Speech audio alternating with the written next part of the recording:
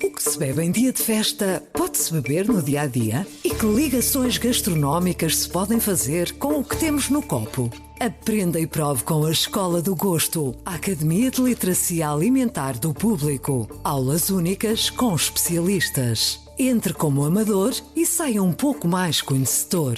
Não perca a próxima aula, a 18 de novembro, no Porto.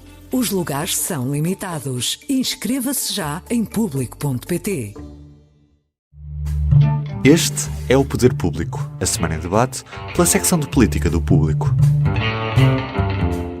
São José Almeida, Leonete Botelho, Sofia Rodrigues. Eu sou Helena Pereira e vou estar a conduzir o Poder Público esta quinta-feira, dia 21 de setembro.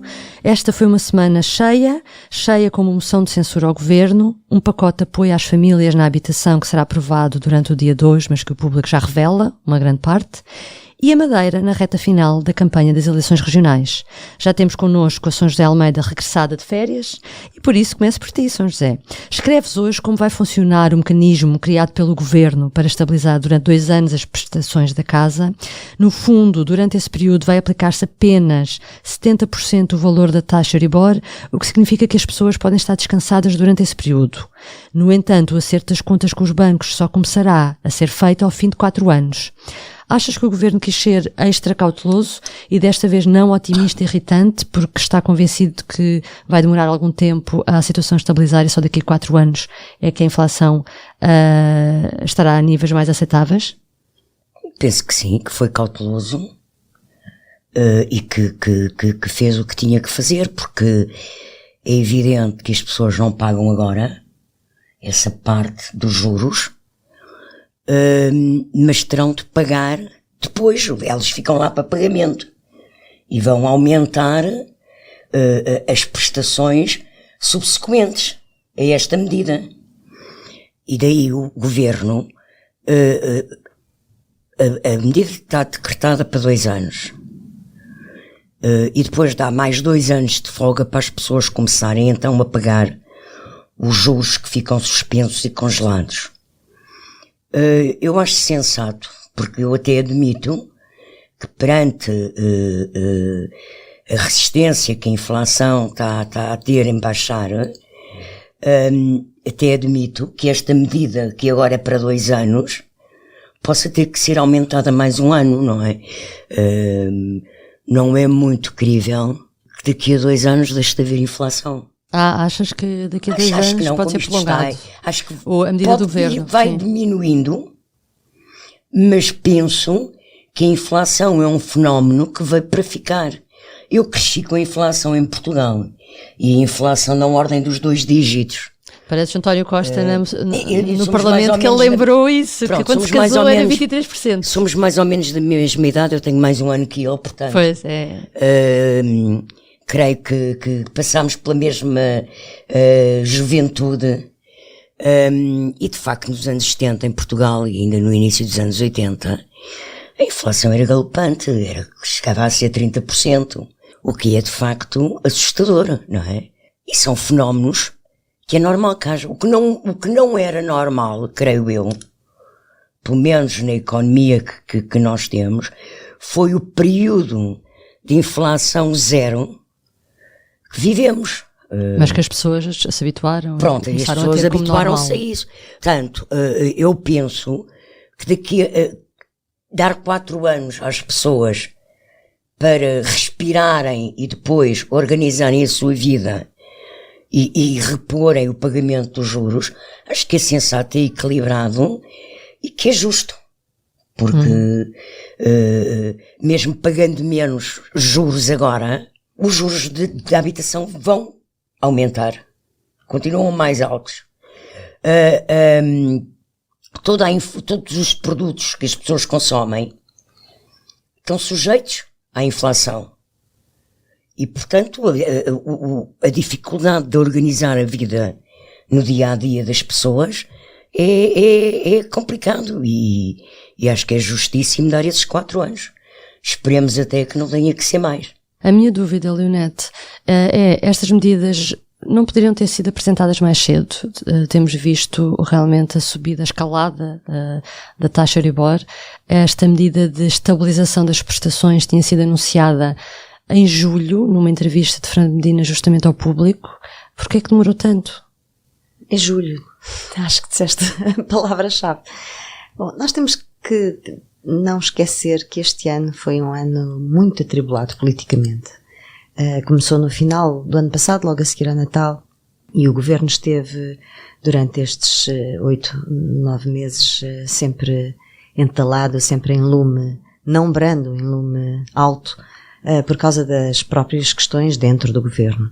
E isto há um efeito cumulativo e, quer dizer, os governantes são pessoas também, e é natural que haja alguma dispersão quando estamos a ter que enfrentar várias crises ao mesmo tempo. O governo foi tomando outras medidas, como sabemos, não é? E também já ao longo deste ano, como o IVA zero, pacotes de apoio às famílias mais no consumo, que de alguma forma, portanto, foi tentando fazer face, talvez o próprio governo não esperasse que o Banco Central Europeu continuasse com esta escalada tão grande, não é? Temos que ver, por exemplo, que a Reserva Federal Norte-Americana já estancou esta escalada há algum tempo, já vai no segundo congelamento de aumentos de juros. E, portanto, há também aqui uma política europeia que escapa. E que António Costa tem criticado muito. Pois. Exato, claro, sem dúvida. E talvez pudesse ter feito mais cedo, mas acho que há aqui uma conjuntura política e internacional que poderá ajudar a explicar isto, e há coisas que mais vale à tarde do que nunca, como dizia o meu pai. Portanto, enfim, não é uma solução do problema, não é? Isto é um paliativo. Nós sabemos como é que foram as moratórias durante a pandemia e o que aconteceu depois. Muita gente ficou com problemas graves a nível individual ou a nível de pequenos comércios e indústrias por causa das ditas moratórias. Isto é uma espécie de moratória. Talvez depois seja compensado se a taxa de juros vier a descer, e como é expectável que aconteça a partir de 2024, segundo a própria Christine Lagarde. Portanto, bem, de certeza que isto vai ter efeitos imediatos no bolso de muitas famílias. E, portanto, e depois temos aqui uma questão que é um problema estrutural do país há muito tempo, que é, em agosto o país não existe. Não acontece nada, não há, quer dizer, é muito complicado, o país de facto para praticamente, e portanto foi uma medida anunciada em julho, estamos quase em outubro, mas pronto, ela está aí. Quais são os efeitos? Ainda precisamos de perceber o desenho e as simulações e o efeito. Exato. Prático e concreto que isto pode ter na vida das pessoas. E ainda não ouvimos os bancos também. E ainda não ouvimos os bancos. Eu acho que os bancos vão exigir alguma contrapartida e também precisamos perceber Eu creio que se isto está assim já desenhado, e nós o que escrevemos é com grande pormenor. Isto foi negociado com os bancos. O governo não avança para isto. Tem que ter sido, não é? Sem ter negociado com os bancos. Bom senso, embora já tenha havido queixas de bancos noutras ocasiões a dizer que não. Sim, mas já há uma associação de bancos e o governo. Sim, também acho que sim, não é? Agora, como tu dizes, a palavra-chave aí é negocia, falta-nos saber qual é a contrapartida. Pois. E essa ainda não é conhecida.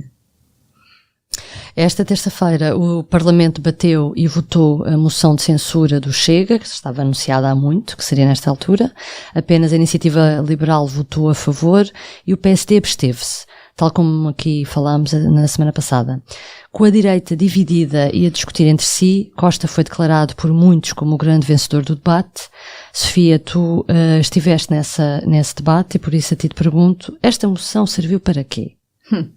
A moção serviu, como todas as moções de censura, mesmo quando há maioria absoluta, portanto, quando se sabe que a partida não é aprovada, serve não só para o partido proponente ter ali um momento de evidência, um momento em que pode sobressair, como também, eu acho que foi também este o caso, para mostrar as fragilidades no seu espaço político, e elas foram evidentes, não é? Há uma bancada do PSD que conduziu o debate de uma forma, como é que eu ia dizer, fraca, acho que não há outra palavra. E fofinha. E fofinha, talvez, e há uma iniciativa liberal que tinha que obviamente votar a favor, ou era muito difícil que não votasse, porque a própria bancada já apresentou uma moção de censura a este governo, em janeiro, portanto era difícil. E houve um regresso do Coutinho de Figueiredo assim em força? Sim, e pelo que percebemos foi para o líder do partido que estava no hemiciclo, que estava na sala, não aparecer e não ficar associado a um debate ou a uma moção de censura agendada pelo Chega, não é? De alguma maneira não quiseram tornar mais oficial, se é que é possível, uma vez que votaram a favor, essa colagem ao Chega.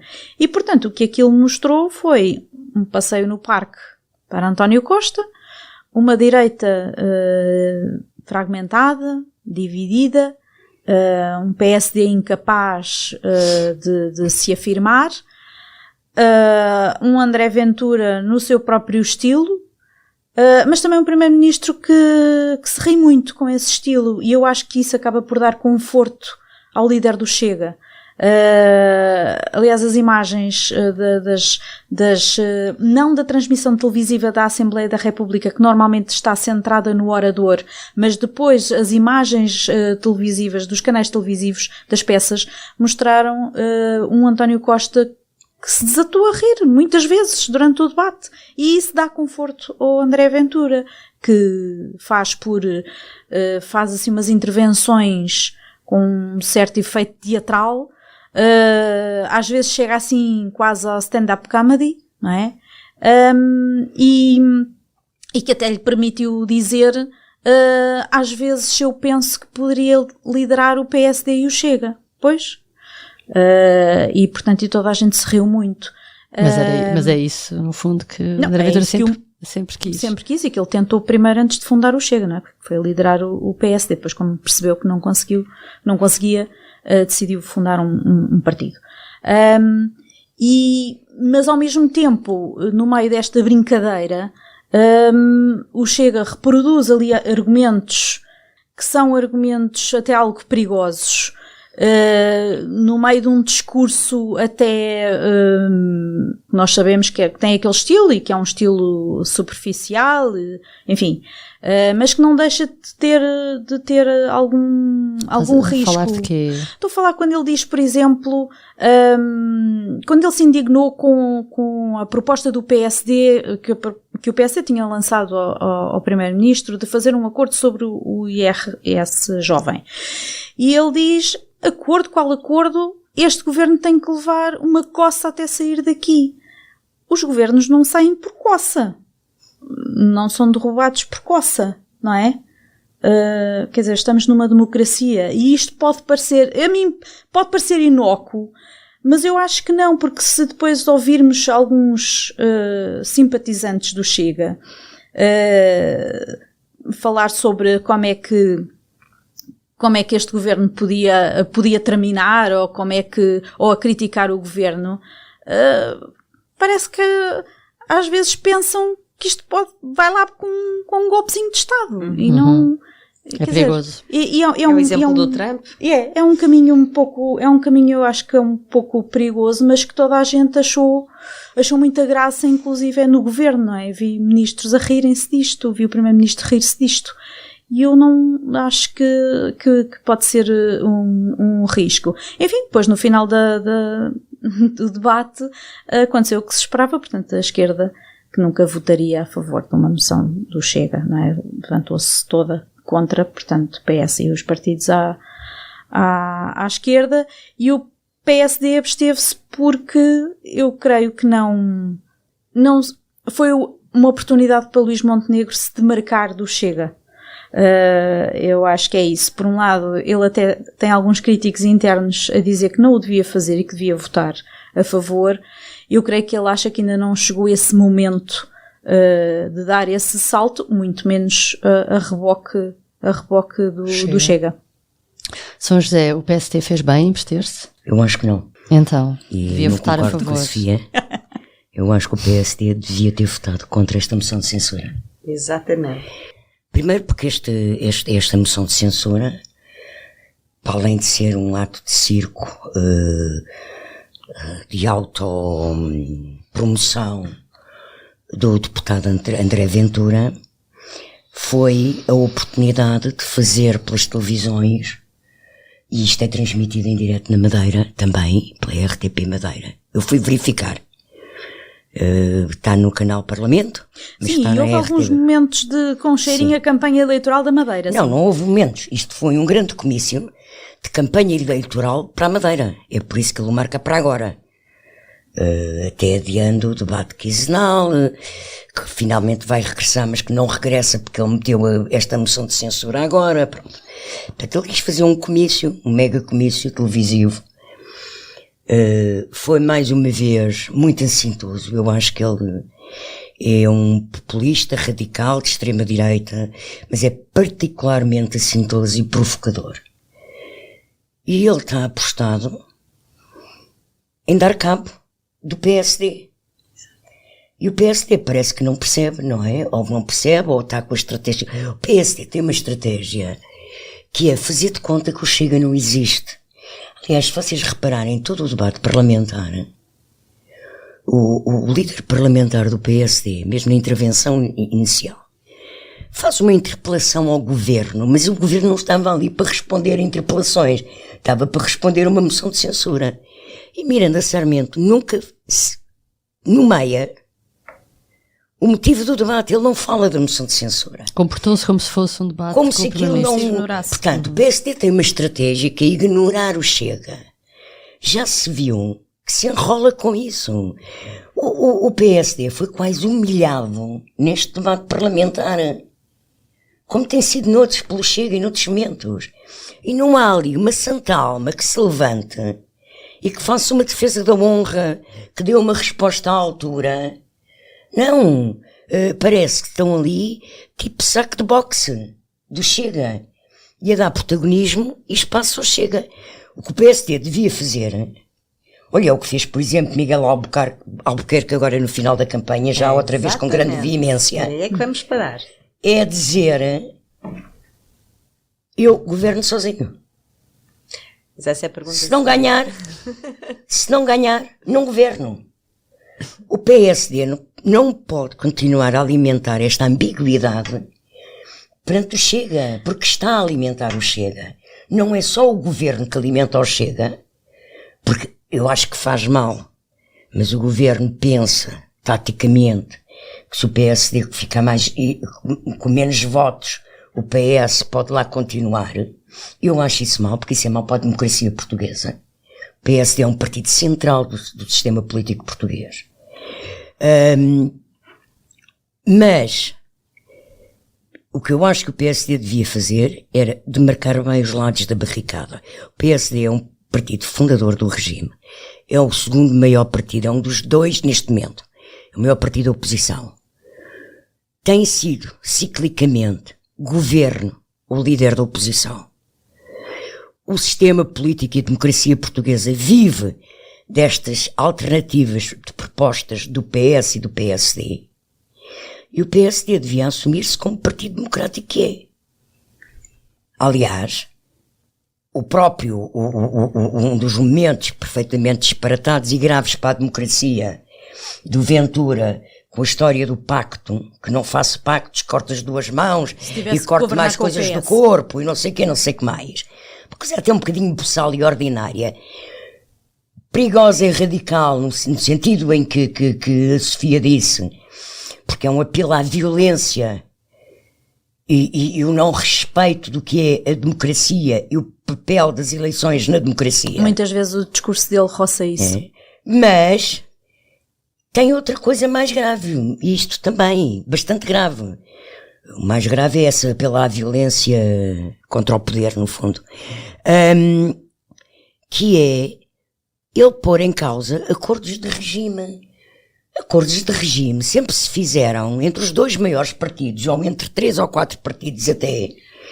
Nas democracias é normal, é negociação política. É a procura de consensos no interesse do país e das pessoas. Portanto, eu penso que aquela radicalidade populista de extrema direita que o Ventura protagoniza, o PSD devia dizer não, linha vermelha. Todos os partidos democráticos em todas as democracias do mundo perceberam isso em relação aos populismos de extrema-direita e aos de extrema-esquerda. E ele não, o PSD não consegue fazer isso. Eu não sei qual é o taticismo do Luís Montenegro estar à espera de depois só dizer qualquer coisa na véspera das eleições. E aí será tarde demais. Vamos ver que atenção PSD... que o Miguel Albuquerque só agora é que dramatizou. Está bem, o Miguel Albuquerque foi... o Miguel Albuquerque sempre foi ambíguo sobre o Chega. Ele chegou a dizer... Não, mas ele nunca falou. Na campanha, esta é a segunda vez que o diz. Não, na campanha. Eu estou a dizer, até à campanha, o Miguel Albuquerque foi sempre um pouco ambíguo sobre o Chega. Sim, mas não estava, mas na não, campanha dramatizou. Não vi o Miguel Albuquerque a fazer a figura de corpo presente que o PSD está a fazer face ao Chega. O PSD, na terça-feira, foi humilhado. Foi humilhado. Ver o Chega a dizer, o Ventura a dizer, aquela frasezinha, perigosa também, de que às vezes penso que devia lidar os dois partidos ao mesmo tempo, o PSD e o Chega. Ele assume que quer comer, quer engolir o PSD. E o PSD não há ninguém que responda a isto naquele plenário. Para isso, dia e de noite, não é? É para isso que ele trabalha. Sim, para engolir o PSD. Completamente. Mas depois a citar o Sá Carneiro. Claro. Cita muitas vezes. Ele passa a vida a citar o Sá Carneiro. Cita muitas vezes. Um dia deste olha que era outro populista também. Não de extrema-direita e radical, mas também era bastante populista. Mas pronto. Um dia deste ainda faz um congresso com o busto do Sá Carneiro ao lado. É. Ai, meu Deus. Mas realmente vamos ter eleições. Miguel Albuquerque é o presidente do Governo Regional da Madeira e lidera a coligação PSD-CDS. E vamos falar sobre isso porque há eleições este domingo. A mais recente sondagem, que foi da RTP, dá a maioria absoluta a Miguel Albuquerque. O Chega está a fazer tudo para que não haja maioria absoluta, na esperança de que o PSD se vire Atenção para ele. Atenção que é uma coligação PSD-CDS. Sim. E como discutimos aqui, houve uma altura em que Miguel Albuquerque foi mais ambíguo relativamente ao papel do Chega. Na campanha já disse que governa sozinho. Mas, Leonete, se não houver maioria absoluta na Madeira, o que é que achas que acontece para Miguel Albuquerque e também para o Chega a nível nacional? A tua resposta a resposta à tua pergunta fica para o fim, porque temos que voltar aqui um bocadinho atrás. Porque isto está tudo ligado, como a São José e a Sofia bem disseram. E a minha opinião é bastante próxima da delas, embora com algumas nuances. Eu acho que, de facto, aquilo que aconteceu com esta moção de censura, sim, deu mais 22 minutos exatamente ao Chega para se destacar, que são 12 no início do debate e 10 no final, portanto, abre e fecha o debate, não é? Muito bem. Mas a verdade é que também deu metade do tempo do debate ao governo. E, portanto, o próprio Luís Montenegro, no final do debate, comentou, a partir de Santarém, onde está a fazer o Sentir Portugal, que era mais um beijinho entre André Ventura e António Costa e que, portanto, desvalorizou. Este deveria ter sido o argumento do PSD para votar contra a moção. Porque de facto aquilo que... Chegou a dizer que era uma infantilidade. Exatamente. Aquilo que André Ventura fez aqui, aproveitando também para ter palco para a Madeira, foi de facto marcar o início dos trabalhos parlamentares, do ano parlamentar, da sessão legislativa, dando palco a si próprio e dando palco ao governo. E os risos de António Costa vêm nesse sentido, ou seja, de facto aqui, como a Sofia escreveu muitíssimo bem no artigo, na reportagem, na peça que fez, a moção de censura pôs o PSD debaixo de fogo. A moção de censura foi contra o PSD. E com o apoio tácito e implícito, ou melhor, com a anuência satisfeita do PS e do governo. Dito isto, agora voltamos aqui à Madeira. Aquilo que Miguel Albuquerque também está a fazer é pôr Luís Montenegro em xeque. Claramente. Está a fazer aquilo que Luís Montenegro devia fazer também. Na minha opinião, sim. Ou seja, a verdade é que nós temos aqui um partido que a nível tudo nacional... ou nada. Ou querem maioria absoluta, está ou não há a cometer, como já disse aqui várias vezes, está, na minha opinião, está a cometer os mesmos erros que Rui Rio cometeu e que levaram a esta maioria absoluta. É a minha convicção profunda, que foi a não demarcação com o Chega, e portanto se não houver uma maioria absoluta, aqueles senhores vão governar juntos, não é? Com o Rio até já distribuía ministérios, eu estava atrás dele e lembro-me, acompanhei essa campanha. E portanto, Luís Montenegro parece não ter percebido isto, e Miguel Albuquerque pode já ter sido mais ambíguo, mas durante a campanha, portanto, desde que começou a campanha tem sido muito claro, e é óbvio que também tem aqui a sua estratégia política de manter a maioria absoluta, é o tudo ou nada. Agora, respondendo à tua pergunta, portanto, faz muito bem, em termos políticos está a fazer muitíssimo bem, por um lado clarificar, por outro lado demarcar-se, inclusive demarcar-se dos seus companheiros de partido, como por exemplo nos Açores, onde a solução foi outra, não é? É evidente que eles sempre governaram a Madeira desde que a democracia existe e, portanto, estão numa posição completamente privilegiada. Dito isto, a verdade é que também se coloca aqui a questão interna do PSD e que vai voltar a ser questão mais dia menos dia. O que é que vai acontecer na Madeira? Na minha perspectiva vai haver maioria absoluta. Se alguma coisa falhar, Miguel Albuquerque não tem para onde fugir. Tem que não governar. Ponto final, parágrafo. Agora, isso é Miguel Albuquerque. Veremos o que é que o PSD faz. Uhum. Se isso acontecer, coisa que eu acho muito difícil. Pela primeira vez na Madeira houve realmente uma coligação pré-eleitoral entre PSD e CDS, porque o PSD governava sempre a maioria absoluta e nem sequer precisava do CDS. Certo. E talvez por causa do Chega, talvez não, por causa do Chega, houve este acordo. O que eu te perguntava, Sofia... já governavam, não é? Sim, não tinha havido, anteriormente e depois... Sim, tinha sido um acordo pós-eleitoral e agora é pré-eleitoral. E agora é pré-eleitoral. O que eu te pergunto é se achas que a nível nacional isso também poderá acontecer, esse acordo pré-eleitoral entre a PSD e uma tentativa de ressuscitar o CDS nas europeias e nas legislativas? Eu direi que é muito difícil, mas não é impossível. Ou seja, se o PSD fará isso para ajudar a fazer frente ao Chega no hemiciclo. Na política não há assim caridade, não é? Mas, tanto quanto sei, acho que foi a Margarida que fez essa notícia, ou foste tu. O Nuno Melo já disse que o CDS vai sozinho às europeias. É verdade. É verdade que o Nuno Melo disse isso. Sim, também pode mudar. Mas a Sofia não está muito convencida. Mas eu não estou totalmente convencida. A ideia do líder do CDS é: vou trabalhar sozinho para ir sozinho e ser autossuficiente. Mas eu acho que ele não está completamente fechado a um acordo com o PSD, com um acordo pré-eleitoral para as europeias. Não quer assumir isso publicamente e penso que não o assumirá, mas eu acho que ele não está fechado a essa possibilidade. Agora, a outra parte da história é se o PSD quer. E o PSD está muito hesitante, porque, por vários motivos. Porque Luís Montenegro tem muitos problemas para compor aquela lista, que é exígua, e porque tem dúvidas sobre, aliás, muita gente tem, sobre o que é que o CDS ainda vale. E se lhe traz alguma mais-valia pôr um nome em lugar elegível, pôr um nome do CDS em lugar elegível. Ele já tem vários problemas, a começar pelo cabeça de lista, a começar por eurodeputados que estão agora lá e que querem continuar. Depois tem também que pôr mulheres, por causa das cotas e porque certamente também quererá. Tem que pôr um nome da Jota, tem que pôr um membro dos Açores, da região autónoma dos Açores e da Madeira, porque o PSD sempre tradição, fez isso. Sim. É tradição. Sim, o PS também faz.